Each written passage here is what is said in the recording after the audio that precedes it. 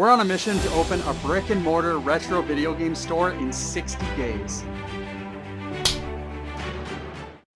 Day 7 of opening a retro video game store. Here we go. Plan for today is to continue pricing all of the stuff that's listed on our online store. We're going to view 2 or possibly 3 properties, which are all possibilities of where the storefront will open up. We also got a mail-in trade-in from a customer, so we can go through that. That's pretty much all that's on the docket for today. One thing that I want to mention is we have noticed a considerable dip in our online sales, which kind of sucks, but it's to be expected. When you don't continuously list online, you will see a dip in sales. You have to feed the machine to maintain those consistent sales numbers. And because of this, that's why I want to get into a spot as fast as possible so we can get everything set up and then get back to listing consistently online as well as running the store. Anyways, enough about that. Let's open up that package that a customer sent as a trade-in and see what came in.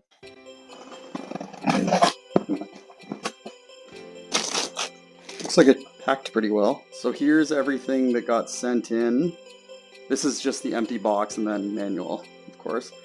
A couple loose Super Nintendo games, some loose N64. But the main reason we got this lot was for these 2 games, which are both factory sealed.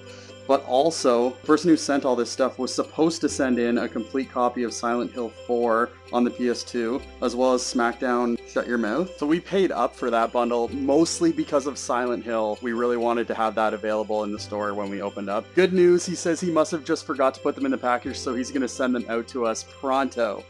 We finally made it. We're going to go view 2 properties today and possibly a 3rd, depending on if the leasing agent gets back to us in time. Cross your fingers. Let's head over to the properties. Here we go. Property number 1 in a great part of town, a growing section of Mississauga. And we go inside here and we just see that it's a great wide open space, not to mention all of the slat walls that are already up. And that was going to be something that we were going to have to put up anyways. So that would save us on the build out cost for sure. And you can see at the back here, there's actually a second entrance as well as a parking lot out back. So the additional parking is a plus as well. But this space is just a great wide open space, lots of room to grow and lots of room to do whatever we want to do.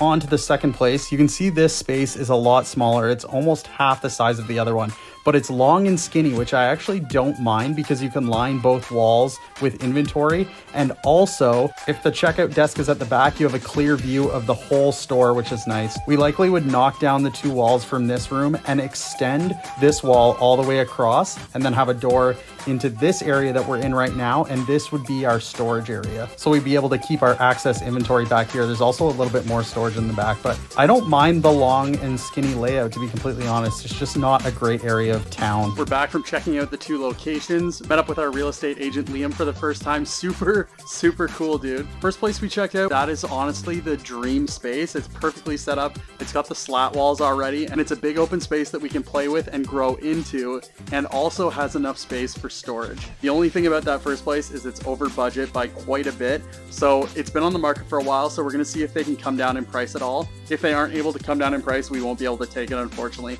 The second place, the inside we can definitely work with. It's long and narrow and we can line both walls. The area it's in is not great. The nice thing is the rent is so cheap, but I don't know. The second place would be a last resort for sure, just because the area it's in is, I don't really like that area. We still have a bunch more locations that we want to check out, so it's not just between these 2. For the rest of the night, we're just going to continue putting price tags on inventory that's currently listed on our online store to be ready to put in the storefront. We'll see you guys tomorrow.